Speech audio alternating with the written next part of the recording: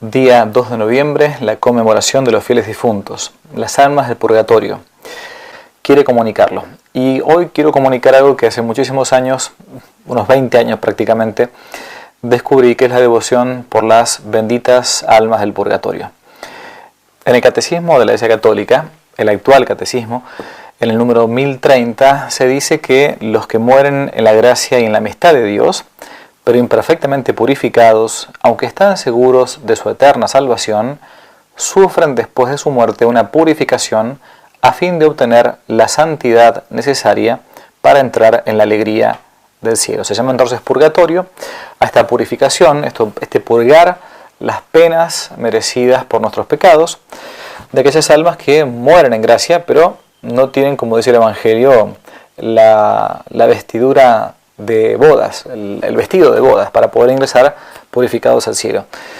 Digamos que es prácticamente la gran mayoría de los mortales que, si algún día Dios quiere, vamos al cielo, pasaremos seguramente por el purgatorio.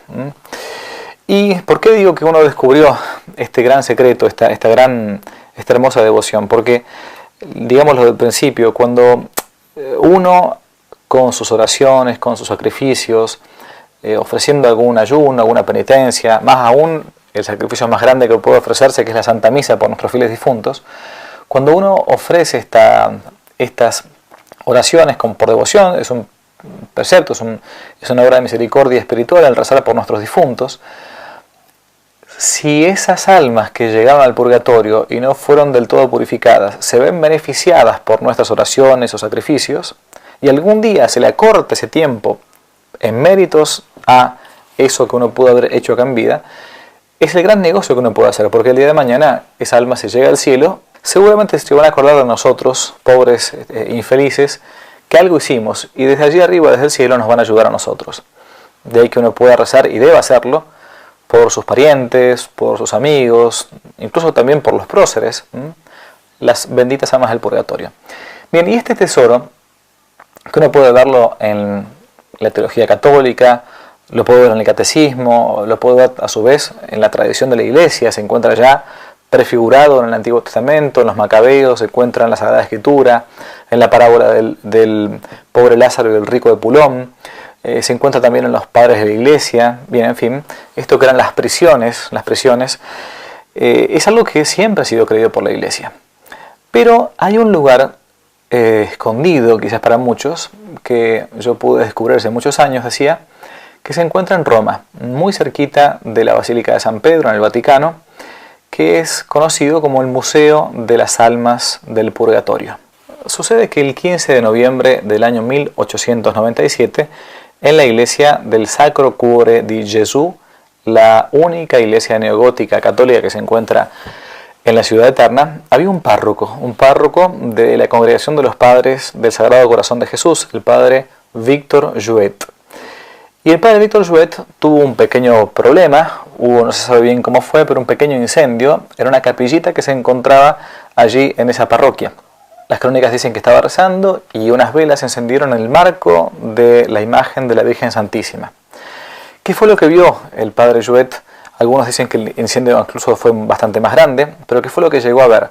Llegó a ver entre el humo y todo una imagen de una figura, una silueta humana, y él entendió que era un alma del purgatorio que estaba pidiendo entonces para que la liberasen de esas prisiones, para que pudiese llegar previamente y antes de tiempo al cielo. El padre Jouet entendió que esta aparición era una aparición del más allá, un alma en pena, un alma del purgatorio que estaba pidiendo que se rezase por él. Y entonces pidió permiso a sus superiores para poder recorrer gran parte de Europa, principalmente se va a basar en su Francia natal, para ir recorriendo testimonios de apariciones de almas del purgatorio a personas de confianza que pudiesen testimoniar que las apariciones eran reales. Y así poco a poco fue creando un pequeño museo de testimonios de las almas del purgatorio. Al cabo de algunos años había conseguido más de 280 entre fotografías, camisas, libros, que mostraban el signo visible de la aparición de algún alma del purgatorio. muy común, de hecho, en la vida del Padre Pío. El Padre Pío se la pasaba hablando con las almas del purgatorio. Que conozca algo de la vida del Padre Pío va a saber de lo que estoy hablando. Así entonces pidió permiso y terminó construyendo un pequeño museíto, una pequeña sala, que fue inaugurada en el año 1917 en la iglesia que hoy se conoce como el Sacro Cuore del Sufragio. Fundó la Asociación del Sagrado Corazón de Jesús en sufragio por las almas del purgatorio. San Pío X, el gran Papa Sarto, terminó aprobando esta pequeña asociación canónica de amigos de las almas del purgatorio. De los muchos testimonios que el padre Joubert consiguió, solamente 19 fueron muy pero muy confiables, y fueron estos los más seguros que el Papa San Pío X decidió que quedasen de modo permanente en el pequeño museo anexo a la iglesia del Sacro Cuore di Gesù hasta el día de hoy. Las reliquias de las apariciones de las almas del purgatorio que hasta el día de hoy se conservan en ese pequeño museo datan de entre 1637 y 1919. En un opúsculo editado por los misioneros del Sagrado Corazón de Jesús, esta congregación religiosa que se encuentra allí, en Roma, se puede leer lo siguiente: la Iglesia condena el espiritismo considerado una creencia susceptible de evocar con prácticas mediúmnicas el espíritu de los difuntos, en cuanto a mediums, ¿no?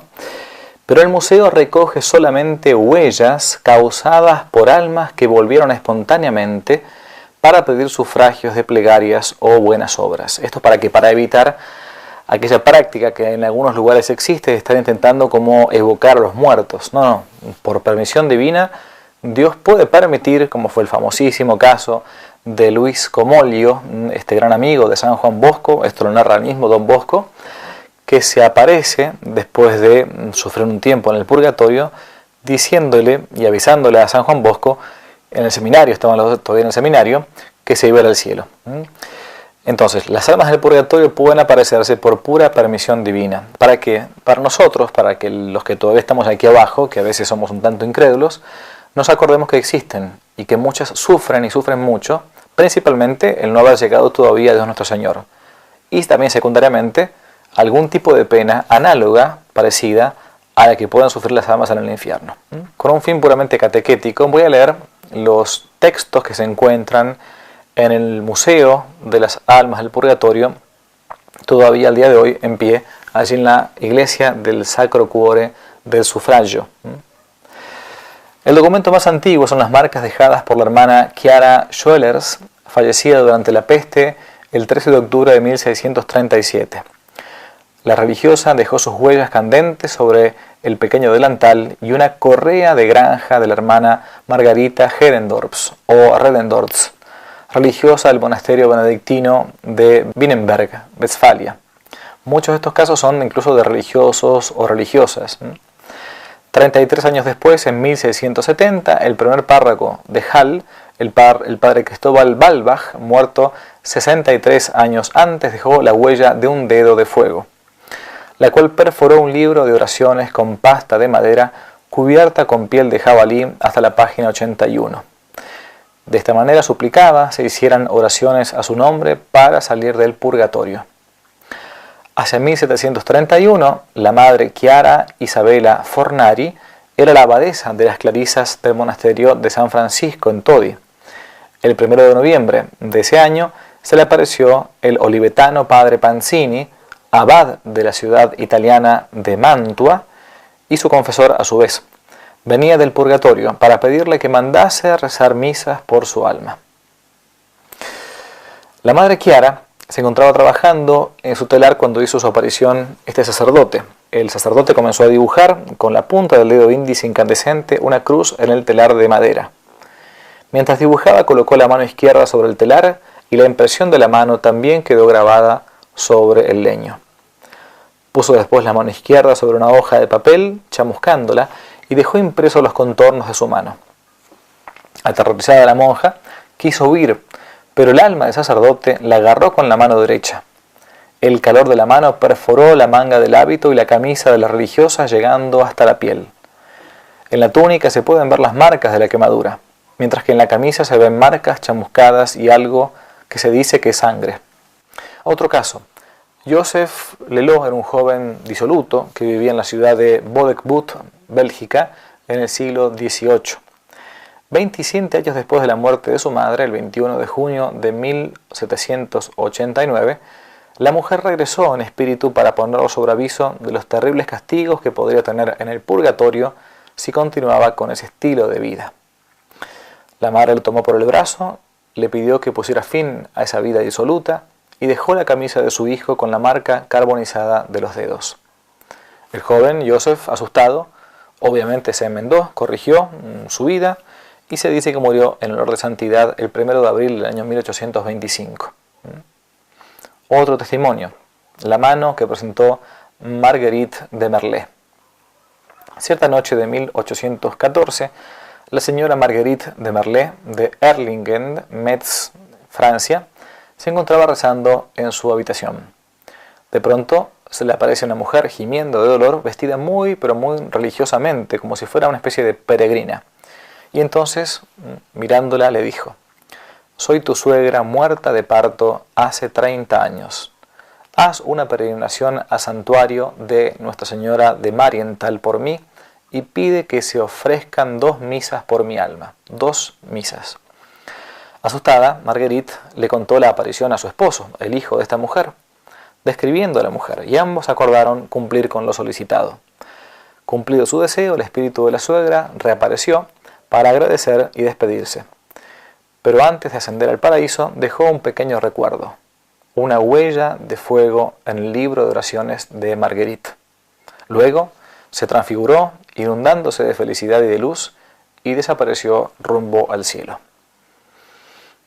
Era la noche del 21 de diciembre de 1838. Joseph Schitz estaba en su casa de Strable, antiguo ducado de Lorena, en Francia. Leía un libro de oraciones. De improviso se estampó en una de las páginas la huella de una mano. El corazón de Schitz dio un brinco de temor, tanto más porque le pareció sentir una presencia insólita, una ráfaga de viento frío. Después creyó escuchar una voz y reconoció la voz de su propio hermano Jorge, hacía poco tiempo fallecido, que le decía que a pesar de la vida licenciosa que había llevado, había conseguido salvarse. Bien, tenía culpa, cierto, tenía que pagar sus propias penas, ¿no? Pero había muerto en gracia de Dios y por lo tanto, como había muerto en gracia de Dios, podía ir al cielo después de un tiempo de purificación en el purgatorio. Le suplicaba que hiciera rezar unas misas por su alma para abreviar su estancia allí. Schitz se sobresaltó y creyó que había estado dormido, que había sido todo un sueño, pero la cosa no era así. Lo probaban las marcas ennegrecidas de los 5 dedos de la mano derecha que habían perforado 9 hojas, claramente visibles en el devocionario en lengua alemana que tenía. La que sí tuvo sueños y apariciones fue una muchacha siciliana a la que se le apareció su propia hermana muerta. Le solicitaba que rezara por ella, pues sufría mucho en el purgatorio. Al despertar descubrió la huella quemada en su camisón. El libro de oraciones de María Saganti de Poggioverni de Rimini también muestra la huella de 3 dedos flamígeros. El suceso ocurrió el 5 de marzo de 1871. Las huellas las dejó el espíritu de Palmira Rastelli, hermana del párroco de San Andrés de Padova, Sante Rastelli. Fallecida 2 meses y medio antes, el 18 de diciembre, habría venido a pedir una misa y oraciones.